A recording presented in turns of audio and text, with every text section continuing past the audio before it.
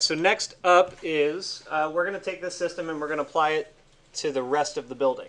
Okay, so the next step is to take this truss and put it on the top half, which is a little bit more involved than just applying the whole thing to the entire building. Okay, so that's an important distinction, is that like as you're working through an idea, it's really complex at first, but then once you get that idea down, you can just very easily map it wherever you need it. So in order to get this on the upper half of the building, the key is this shatter. Okay, we're going to have to take this system now and do the same thing over again, except the shatter then needs to be the other half of the shatter. Does that make sense? And if you have multiple systems, it just becomes a little bit more complex. That's why we're only doing this in 2 systems right now.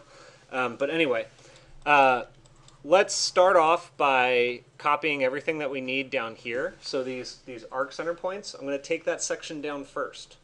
Then I'm going to worry about mapping the curves afterwards.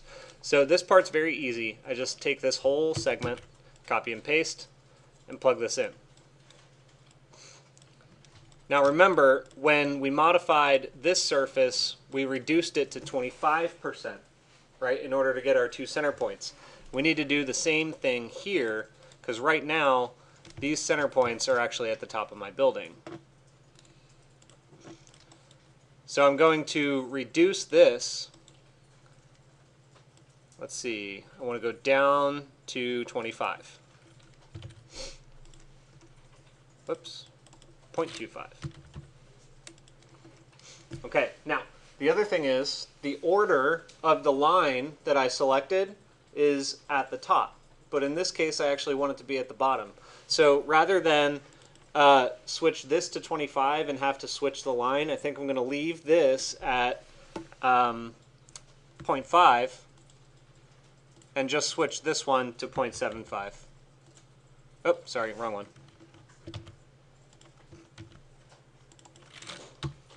Leave that at 1. Sorry, I want to move Vmin up to 0.25.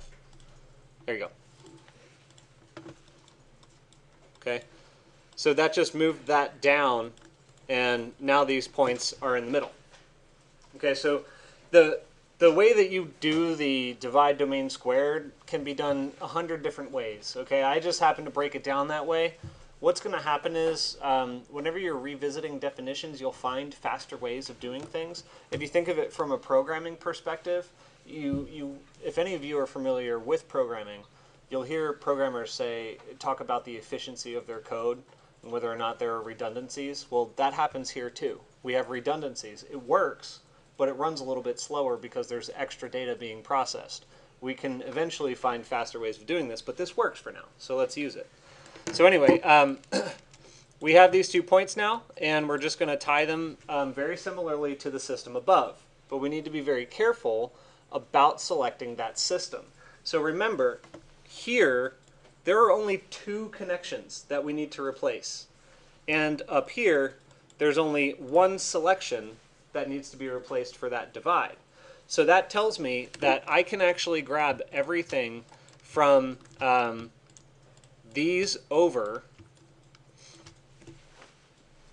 copy and paste that down, and replace just those 3 connections or relationships, and then I'll be good, basically. So I will copy and paste and pull this down. The wires are going to look super crazy. Don't be intimidated by it. You know where they go. Yeah, it looks messy. It's really not. So here's the key, guys, right? The relationships that you're trying to replace are these 2 relationships. When you select them, you see where they're plugged in. Right? They're here and they're here. So I can very easily just take this one and plug it in there, and take this one and plug it in there, and that's one of them. Now it looks wild over there on my model. That's because I haven't adjusted my base curve, right? That full bow from one system to the other. I haven't switched this to be the other one. So this list item is currently mapping it to the bottom curve. I need to switch this to a 1 to map it to the top curve. And it looks like it's broken.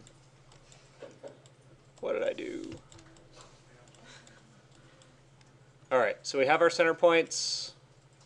Interp curve. Yes. Aha. I see. Okay. So after running through that, it looks like these are the other ones that I forgot about. Okay. So I'm going to group this, make that a little simpler by moving that up there. Okay. Whoops.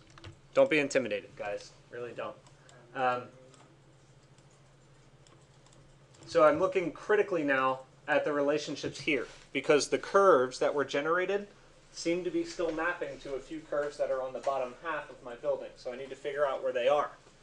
If I look at the maps up here, you'll notice that these are each mapping to, if you recall correctly, this particular point was the, this one was the bottom right corner.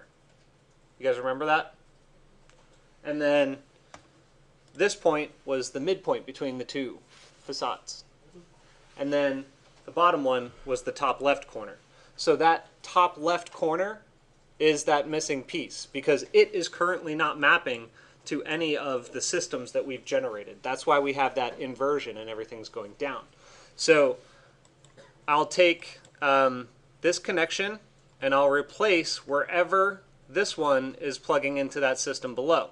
And you can trace it and follow it down to here and follow it down to here. And we're closer because now we see that our system has been isolated, but we're also noticing that it's really crossing. So there is a quick fix for some of that. The reason is we reverse the direction of reference. So there's a quick fix, and then there's the right fix. The right fix would be to switch the order of these connections so that they all go in the right direction. But the quick fix is to just use reverse list over here. So whichever ones are being swapped, like that one is going directly across and it looks fine. This one is being crossed negatively and that one's being crossed negatively. So I can use reverse list on this input and just reconnect it here and here. Nope, sorry.